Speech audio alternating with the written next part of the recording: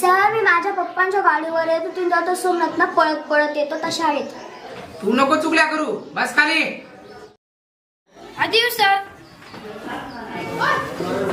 या साहेब, तुमचीच वाट पाहतो. तुम्ही जा बाहेर उभा राहा.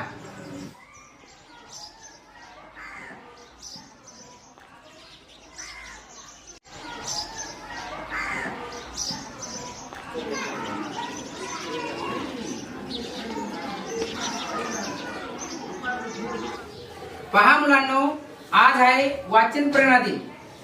महान शास्त्रज्ञ डॉक्टर APJ अब्दुल कलाम यांचा हा जन्मदिवस. ते आपल्या भारत देशाचे महान शास्त्रज्ञ होऊन गेले. त्यांचा हा जन्मदिवस